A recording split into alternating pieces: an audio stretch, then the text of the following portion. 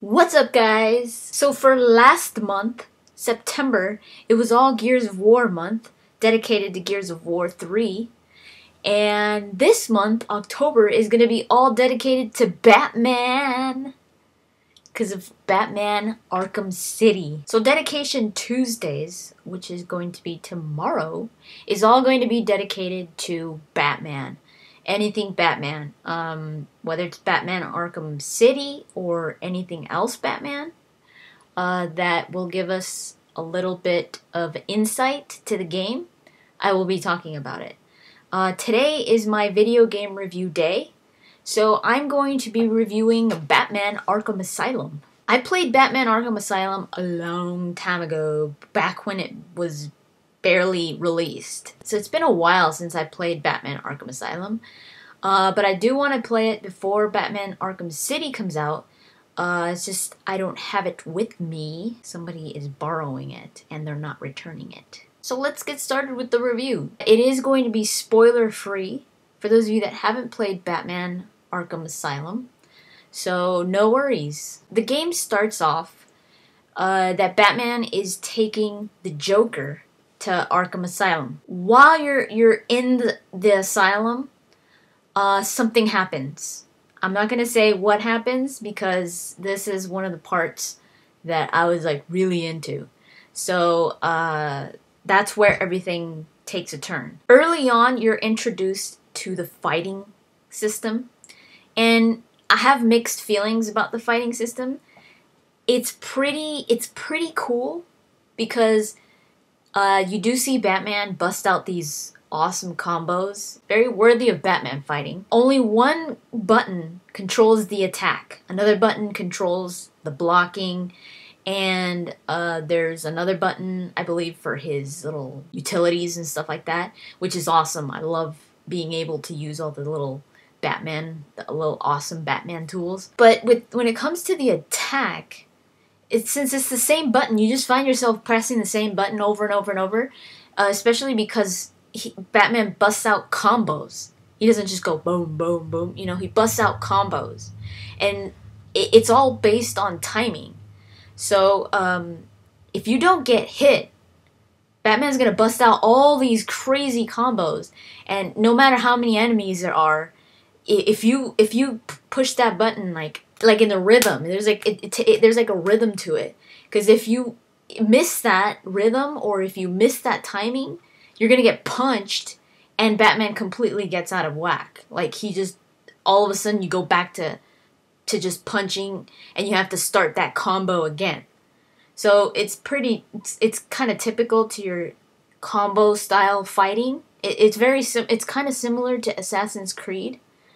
I think Batman takes it a little like to the next level. I think because there are more combos and more more acrobats and more martial art moves and stuff like that. So it's really cool to see Batman in his zone, but just don't get hit, because then you have to start over, and it's like, damn it! You have to be looking at all the enemies, because they're all over you. Sometimes they're like behind you, like 3 guys are behind you, and you've got 5 guys in front of you, and you have to be fighting them all at the same time. Depending on the difficulty of the game, some of them will wait.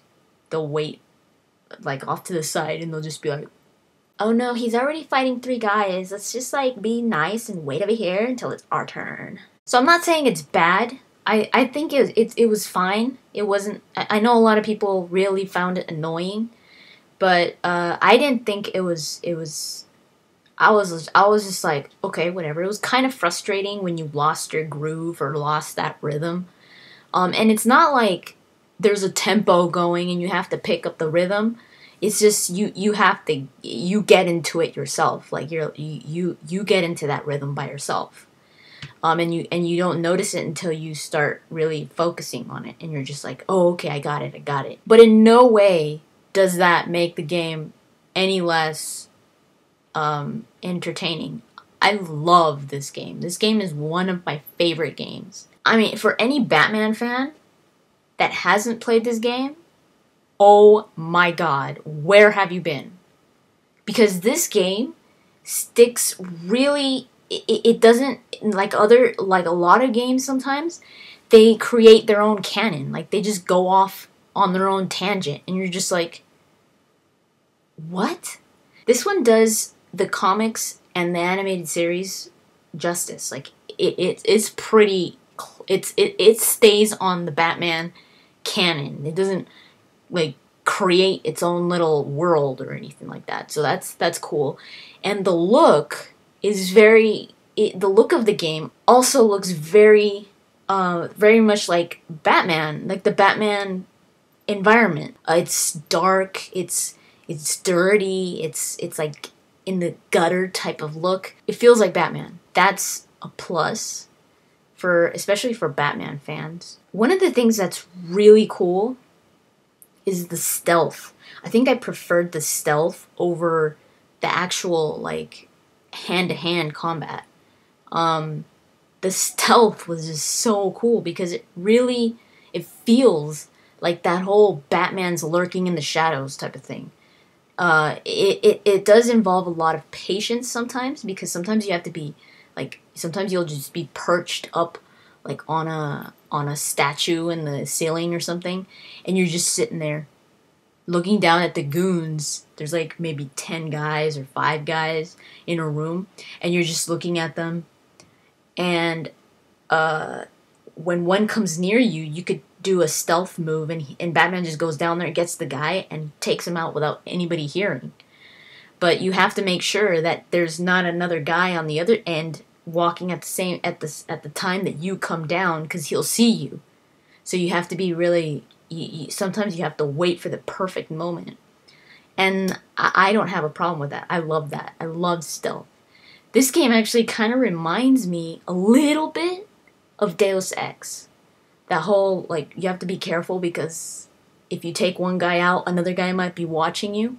It's kind of like that. Batman can also put traps. Like, he could do, like, these explosives, like this explosive gel on the wall. He'll do, like, a little bat symbol, and whenever anybody, like, walks by there, it'll explode or something.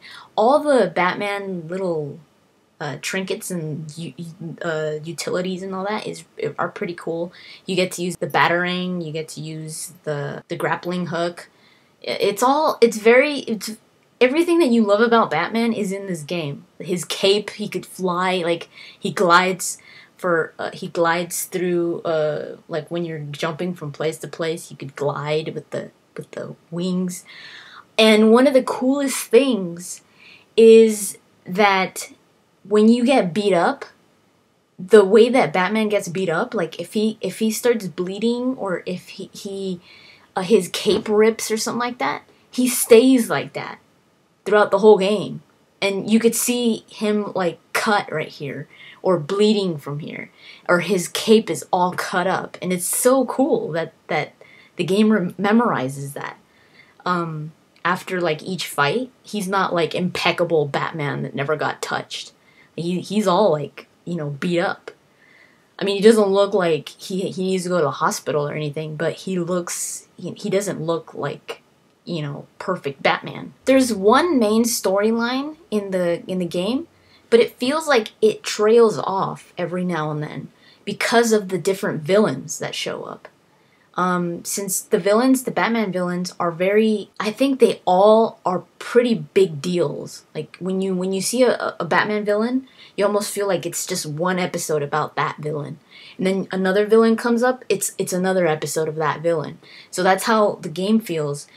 The overall storyline is mostly about the Joker, but the other villains that show up are also pretty big villains. Like, the Scarecrow shows up, the Riddler, only his voice, Killer Croc shows up, Poison Ivy.